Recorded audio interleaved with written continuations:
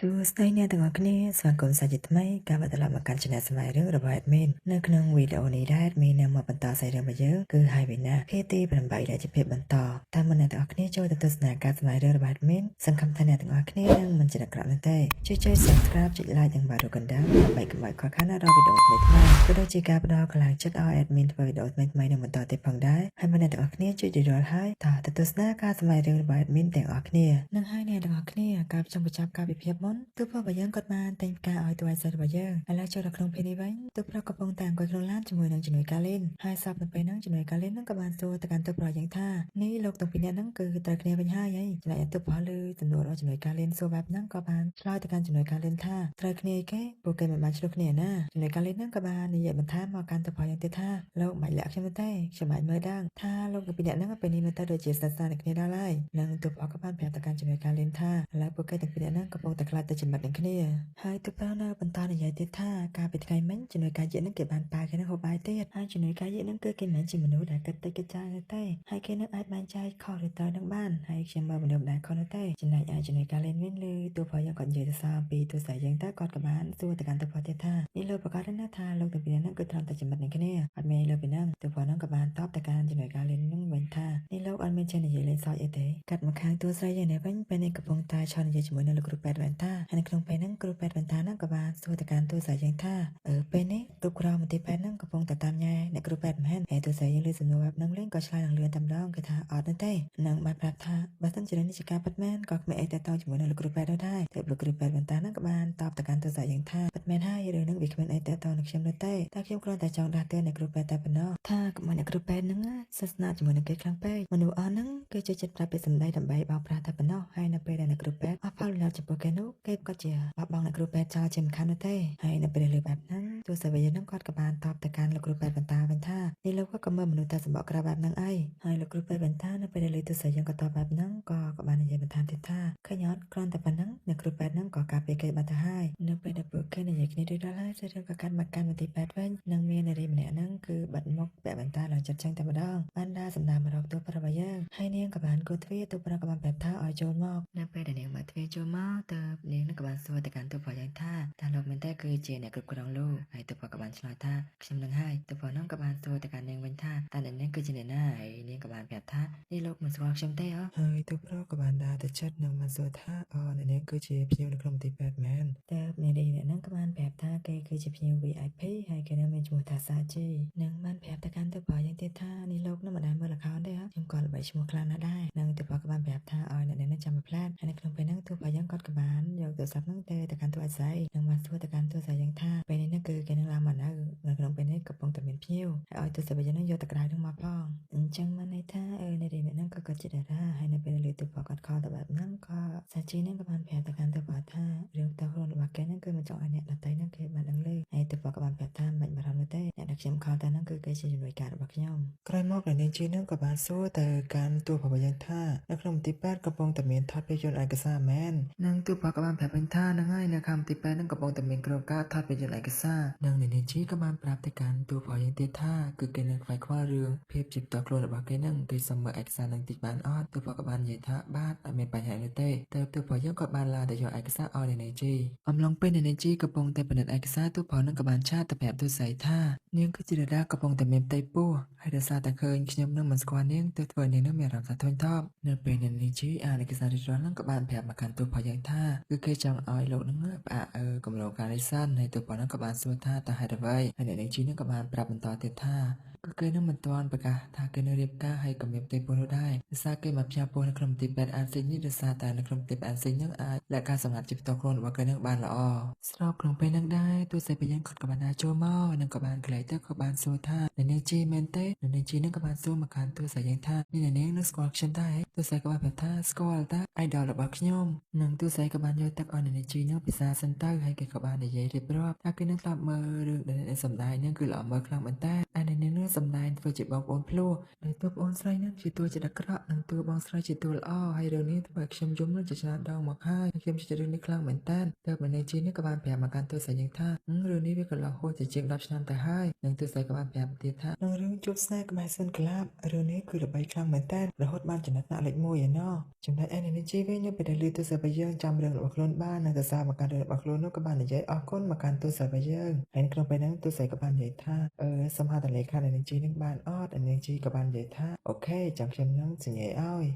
តួស្រីក៏បាននិយាយអរគុណនិងក៏បានប្រាប់ថាខ្ញុំចូលចិត្តអ្នកនេះនោះមកជាច្រើនឆ្នាំមកហើយក្រោយពេលពួកគេនិយាយគ្នារួចរាល់ហើយហ្នឹងនៅជីនឹងគាត់ក៏បានត្រឡប់ទៅវិញហើយនឹងបាននិយាយមកកាន់ទូរបស់យើងថាអ្នកគ្រប់គ្រងសេខ្ញុំនៅរងចាំចម្លើយសង្ឃឹមថាលោកនឹងមានចម្លើយដែលពេញចិត្តមកឲ្យខ្ញុំសម្រាប់ភ្ញៀវ VIP ដូចជាខ្ញុំណានឹងទូប្រនោះក៏បានតបទៅកាន់អ្នកជីថាបាត់ប្រកាសខ្លាំងណាស់ខ្ញុំមិនអាចអ្នកជីនឹងខកបំណងនោះទេហើយនឹងក៏បានដើរចូលទៅក្នុងចរាយន្តចំណែកទូសាវិយគាត់ក៏បាននិយាយថាខ្ញុំនៅរងចាំមើលរឿងដែលនឹងសម្ដែងបន្តទៀតបាយបាយក្រោយមកពួកគេនឹងក៏បានដើរមកនិយាយជាមួយនឹងគ្នានឹងទូប្រនោះក៏បានសួរទៅកាន់ទូសាយថានេះជា fan របស់គេនឹងពិតមែនណាទូសាយនឹងក៏បានប្រាប់ថាអត់ទេនៅពេលដែលលោកប្រាប់ខ្ញុំនឹងខ្ញុំក៏បានទៅឆែកឯកសារមើលនឹងទូប្រនោះក៏បាននិយាយសារទៅកាន់ទូសាយយើងថាបើបែបហ្នឹងមែនគឺនឹងសម្ដែងបានល្អខ្លាំងមែនតើហើយនឹងទូសាយក៏បាននិយាយរៀបរាប់ទៅកាន់ទៅផថានៅពេលដែលលោកផ្ញើមេសេចមកខ្ញុំហ្នឹងគឺលោកបានប្រាប់ថាមើលទៅគេនេះដូចជាធំថប់នៅពេលដែលលោកនឹងគឺមិនស្គាល់គេអញ្ចឹងហើយខ្ញុំមានតែសម្ដែងធ្វើជាអ្នកគ្រប់គ្រងគេនេះលោកសាគិតមើលថាគេនឹងសប្បាយចិត្តប៉ុណ្ណានៅពេលដែលស្នាដៃនឹងការសម្ដែងរបស់គេហ្នឹងគឺមានអ្នកចងចាំនិងរសារពីការសម្ដែងរបស់គេនឹងគាត់ជាសប្បាយចិត្តខ្លាំងនៅពេលដែលលើទូសាយយើងក៏និយាយបែបហ្នឹងទូផតក៏បាននិយាយទៅកាន់ទូសាយថានេះឆ្លាតដែរតាហើយទូសាយក៏បានតបទៅកាន់ទូផតថាអញ្ចឹងពេលវេលាកន្លងមកណាលោកគាត់ថាខ្ញុំនឹងមិនឆ្លាតមែនទូផតក៏បានប្រាប់ទៅទូសាយនឹងថាទេថាបើអ្នកឆ្លាតមិនចឹងមិននាងយល់ច្រឡំថាខ្ញុំជាអ្នកលក់ស្រាស្នាមនៅក្នុងភូមិនោះទេហើយទូសាយនឹងក៏បានប្រាប់វិញថាខាងលើនោះយើងបានឃ្លៀគ្នារួចរាល់ហើយទូផតក៏បានប្រាប់ថាទោះបីជាយើងសម្រួលគ្នារួចរាល់ពិតមែនក៏ប៉ុន្តែនៅអាចរំលឹកមកបាននិយាយរួចរាល់ហើយទូផតយើងក៏បានដើរចាយចេញទៅចំណែកឯទូសាយនឹងក៏បាននិយាយម្នាក់ឯងថាធ្វើការជាមួយលោកណាបើសិនជាខ្ញុំមិនឆ្លាតទេនឹងត្រូវលោកណាយកប្រៀបខ្ញុំដល់ស្លាប់មិនខានកាត់មកខាងក្រៅមន្ទីរពេទ្យនេះវិញនៅក្នុងពេលនឹងដែរហ្នឹងម្ដាយរបស់ទូស្រីហ្នឹងក៏បានមករកទូស្រីរបស់យើងនិងក៏បានឲ្យអ្នកគ្រូពេទ្យនៅទីនោះជួយខលទៅកាន់ទូស្រីរបស់យើងបន្តិចហើយអ្នកគ្រូពេទ្យហ្នឹងក៏ខលរួចរាល់ហើយក៏បានប្រាប់ថាឲ្យចាំនៅទីបន្តិចទៀតហ្នឹងជំនួយការជាតិហ្នឹងនឹងចុះមកហើយម្ដាយទូស្រីរបស់យើងឮសូរថាអ្នកគ្រូពេទ្យហ្នឹងហៅទូស្រីយើងថាជំនួយការទៅក៏បានសួរទៅកាន់អ្នកគ្រូពេទ្យហ្នឹងថាមិញខ្ញុំឮសូរអ្នកគ្រូពេទ្យហ្នឹងហៅកូនរបស់ខ្ញុំថាជំនួយការទើបអ្នកគ្រូពេទ្យហ្នឹងក៏បានប្រាប់ទៅកាន់ម្ដាយរបស់ទូស្រីយើងថាពេលនេះអ្នកគ្រូពេទ្យទៀតហ្នឹងគឺបានផ្លាស់ប្ដូរតំណែងទៅធ្វើជាជំនួយការអ្នកគ្រប់គ្រងមន្ទីរពេទ្យហើយលើបែបហ្នឹងទើបម្ដាយរបស់ទូស្រីយើងក៏សួរទៅកាន់អ្នកគ្រូពេទ្យហ្នឹងទៀតថាអញ្ចឹងឥឡូវកូនរបស់ខ្ញុំនៅជាអ្នកគ្រូពេទ្យដែរអត់ហើយអ្នកគ្រូពេទ្យហ្នឹងក៏ឆ្លើយយ៉ាងស្ទាក់ស្ទើរអញ្ចឹងហើយក៏បានប្រាប់ថាអត់នៅទេទើបម្ដាយរបស់ទូស្រីហ្នឹងក៏បានប្រាប់ថាជាអ្នកគ្រូពេទ្យហើយមិនមែនជាអ្នកគ្រូពេទ្យហ្នឹងបានយ៉ាងម៉េចនិងម្ដាយរបស់ទូស្រីហ្នឹងក៏បានសួរទៅកាន់អ្នកគ្រូពេទ្យហ្នឹងទៀតថាអញ្ចឹងកូនរបស់ខ្ញុំហ្នឹងត្រឡប់ទៅជាអ្នកគ្រូពេទ្យទៀតអត់ហើយអ្នកគ្រូពេទ្យហ្នឹងក៏បានឆ្លើយថាគឺខ្ញុំក៏មិនប្រកាសចិត្តដែរហើយអ្នកគ្រូពេទ្យក៏បានឃើញប្រធានហួងហ្នឹងក៏បានស្រែកហៅប្រធានហួងហើយប្រធានហួងក៏បានដើរចូលមកហើយក៏បានសួរទៅកាន់អ្នកគ្រូពេទ្យហ្នឹងថាមានការអីហើយអ្នកគ្រូពេទ្យក៏បានណែនាំម្ដាយទៅស្រីទៅកាន់ប្រធានហួងនិងបានប្រាប់ថានេះគឺជាប្រធានហួងជាប្រធាននៅក្នុងផ្នែកពេទ្យកុមារថាចង់ដឹងរឿងអីឲ្យសួរគាត់ទៅគឺគាត់នឹងដឹងរឿងច្រើនជាងខ្ញុំហើយប្រធានហួងក៏បានប្រាប់ទៅកាន់ម្ដាយទៅស្រីថាពេលនេះអ្នកគ្រូពេទ្យគឺផ្លាស់តំណែងទៅធ្វើជាជំនួយការបណ្ដោះអាសន្នមិនយូរប៉ុន្មានអ្នកគ្រូពេទ្យនឹងត្រឡប់មកធ្វើការនៅក្នុងផ្នែកកុមារវិញហើយពីម្ដាយទៅស្រីឮបែបហ្នឹងក៏មានអារម្មណ៍ថាសប្បាយរីករាយហើយម្ដាយរបស់ទៅស្រីក៏បាននិយាយប្រាប់ទៅកាន់ប្រធានហួងថាចាំប្រធានហួងហ្នឹងជួយមើលថែកូនទៅរបស់គាត់ផងប្រធានហួងក៏បានប្រាប់ថាមិនអីនោះទេហើយម្ដាយរបស់ទៅស្រីហ្នឹងក៏បានយករបស់ដែលផ្ញើហ្នឹងឲ្យទៅកាន់ប្រធានហួងមុនដំបូងហ្នឹងក៏បានប្រាប់ថាចង់យកមកហ្នឹងដើម្បីឲ្យកូនស្រីរបស់គាត់ហ្នឹងយកមកឲ្យប្រធានហួងប៉ុន្តែឥឡូវបានជួបហើយក៏ឲ្យលោកប្រធានហួងតែម្ដងទៅជារបស់ផ្ញើបន្តិចបន្តួចមកពីសឹកស្រែប្រធានហួងទទួលហើយក៏បាននិយាយថាបាទអរគុណមិនអីនោះទេហើយប្រធានហួងក៏បានប្រាប់ថាអរគុណសម្រាប់ទឹកចិត្តតិចតួចប្រធានហួងនឹងក៏បានប្រាប់ថាផ្ញើអ្នកគ្រូពេទ្យសិនចាំពេលមកយកដល់ពេលក្រោយគឺយកទុកទៅចែកអ្នកគ្រប់គ្នាហើយដែរទៅស្រីលឺបែបហ្នឹងវិញញញឹមត្រេកអរខ្លាំងមែនតើដល់ពេលនិយាយរួចរាល់ហើយប្រធានហួងក៏បានដើរចាក់ចេញទៅកាត់មកខាងទូស្រីយកនេះវិញពេលនេះកំពុងតែសម្ដៅទៅកាន់បន្ទប់ទូប្រុសបំរុងនឹងគោះទ្វារស្របនៅពេលហ្នឹងដែរចាស៊ីក៏បានបើកទ្វារមកល្មមទើបជំនួយការយាក៏បានប្រាប់ទៅកាន់ចាស៊ីថាថ្ងៃនេះនឹងគឺគេសូមចេញមុនម៉ោងហើយចាស៊ីលឺហើយក៏មិនបានប្រកាសនោះទេក៏បានប្រាប់ថា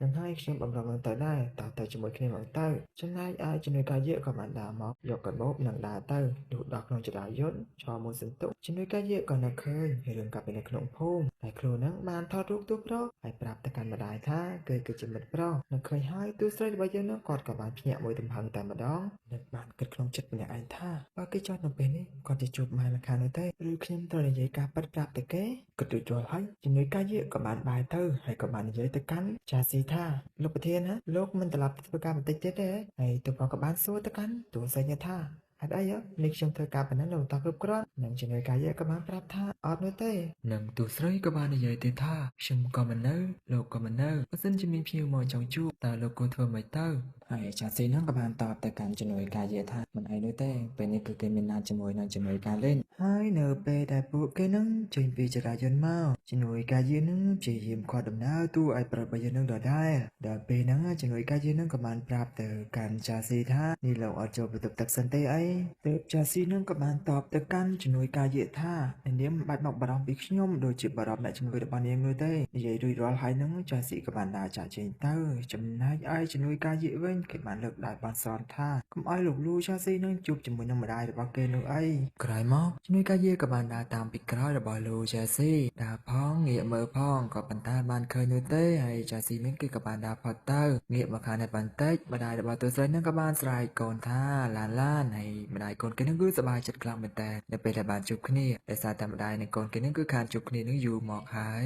ម្ដាយនិងកូននឹងក៏បាននាំគ្នានឹងត្រឡប់ទៅផ្ទះវិញទៅកាត់មកខាងប្រធានផ្នែកហួងនេះវិញកំពុងតែជួបជុំហូបអាហារជាមួយនឹងក្រុមគ្រូពេទ្យហើយក្នុងពេលហ្នឹងប្រធានហួងនឹងក៏បាននិយាយថាការងាររបស់គេនឹងគឺបានអាប់ឡូតចូលទៅក្នុង website រួចរាល់ហើយក៏ប៉ុន្តែមានឃើញក្រុមគ្រូពេទ្យណាជួយ like ជួយ share សោះមានតែលោកគ្រូពេទ្យបន្តាម្នាក់តែប៉ុណ្ណោះហើយនៅក្នុងពេលហ្នឹងដែរណាលោកគ្រូពេទ្យម្នាក់ហ្នឹងគាត់ក៏បានប្រាប់ថាដោយសារតែថ្ងៃនេះគឺមានការរវល់បានបើកមើលប្រព័ន្ធ social media នោះទេឥឡូវហ្នឹងគេបើកមើលចាំគេនឹងជួយ like ជួយ share ឲ្យនិងប្រធានផ្នែកហួងហ្នឹងក៏បាននិយាយបន្តទៀតថាជាច្រើនឆ្នាំមកនេះគេនឹងសរសេរអត្ថបទនៅក្នុងប្រព័ន្ធ social media នេះដែលធ្វើឲ្យអ្នកជំងឺហ្នឹងចាប់អារម្មណ៍និងមកព្យាបាលជាច្រើននៅក្នុងផ្នែកពេទ្យកុមាររបស់យើងនេះហើយនឹងបន្តនិយាយទៀតថានៅពេលដែលគ្រួសារអ្នកជំងឺមកព្យាបាលនៅទីនេះខ្ញុំក៏បានណែនាំឲ្យគ្រួសារអ្នកជំងឺជ្រើសរើសអ្នកកុមារនេះធ្វើជាគ្រូពេទ្យប្រចាំគ្រួសារហើយពួកលោកគ្រូពេទ្យគិតមើលតើមានផ្នែកណាដែលធ្វើប្រយោជន៍នឹងបានច្រើនដូចផ្នែករបស់យើងដែរឬអត់ហើយអំឡុងពេលដែលប្រធានហួងកំពុងតែនិយាយហ្នឹងលោកគ្រូពេទ្យម្នាក់ហ្នឹងក៏បានទាញទូរស័ព្ទមកនិងបានចុចទៅសេសារញ៉ាំទៅកាន់លោកគ្រូពេទ្យម្នាក់ហើយនៅពេលដែលសារហ្នឹងទៅដល់លោកគ្រូពេទ្យម្នាក់ហ្នឹងគាត់ក៏បានលើកទូរស័ព្ទមកហើយនឹងបានមើលសារហ្នឹងទៅគាត់លឹកសោចយ៉ាងខ្លាំងៗតែម្ដងទៅធ្វើឲ្យប្រធានហួងហ្នឹងគាត់ផ្អាកនិយាយនិងបានសួរមកកាន់លោកគ្រូពេទ្យហ្នឹងថាលោកគ្រូពេទ្យជើខ្ញុំឃើញលោកលេងទូរស័ព្ទជារៀងរាល់ថ្ងៃស្មារតីរបស់លោកនឹងវង្វេងវង្វាន់អស់ហើយ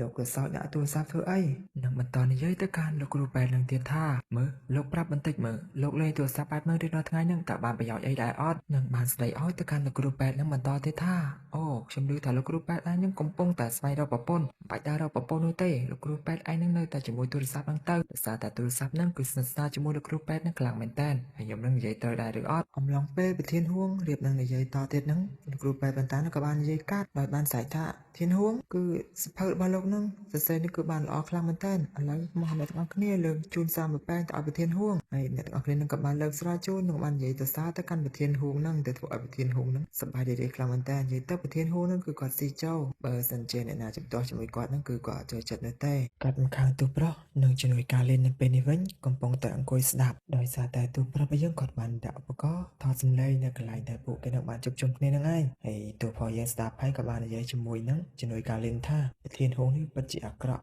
ជាងសម្ដីរបស់អ្នកគ្រូពេទ្យនិយាយទៅទៀតស្ដាប់ហើយគួរឲ្យខឹងខ្លាំងមែនតើហើយជំនួយការលេងនឹងក៏បានប្រាប់ទៅកាន់ទូប្រុសថាលោកនឹងចង់ទៅស្ដាប់តែផ្ទាល់ដែរឬអត់ដោយសារតែហាងនឹងមិនឆ្ងាយពីទីនោះទេហើយទូប្រុសយើងក៏បានតបទៅកាន់ជំនួយការលេងវិញថាមិនអីទេនេះមើលទៅគេគិតថារឿងនេះជារឿងធម្មតាទៅហើយចង់បណ្ដាលឲ្យគេនឹងសម្ដែងទៅតាមធម្មតាទៀតទៅសោះហើយឯកថានេះជាលើកចុងក្រោយរបស់គេផងនឹងបន្តនិយាយទៀតថាមុននេះគេគិតថាគួរតែហៅយៈសិលានឹងមកស្ដាប់រឿងនេះដែរឬអត់តែគេល្អនោះហើយដែលមិនបានហៅនាងឲ្យមកស្ដាប់រឿងនេះដែរកាត់មកខាងប្រធានហួងអានេះ វិញពេលនឹងដែរទូស្រីរបស់យើងគាត់ក៏បានបើកទ្វារចូលមកនឹងបាននិយាយថាគេក៏ជាសមាជិកនៅក្នុងបែបផ្នែកកម្មានឹងផងដែរគេក៏បានដើរមកអង្គុយហើយចំណែកទូប្រុសរបស់យើងវិញនៅពេលដែលឃើញបែបហ្នឹងមានអារម្មណ៍ថាខឹងខ្លាំងមែនតើគេក៏បានតម្លាក់ទូរស័ព្ទចុះនឹងបានដើរចាក់ចេញមកទោះបីជាជំនួយការលេងហ្នឹងហៅគាត់គេយ៉ាងម៉េចក៏គេមិនងាកក្រោយនោះដែរកាត់មកខាងការជួបជុំរបស់ប្រធានហួងឯនេះវិញប្រធានហួងកំពុងតែអញ្ញ័យស្រាប់តែទូរស័ព្ទយើងគាត់បាននិយាយកាត់ដោយហៅឈ្មោះប្រធានហួង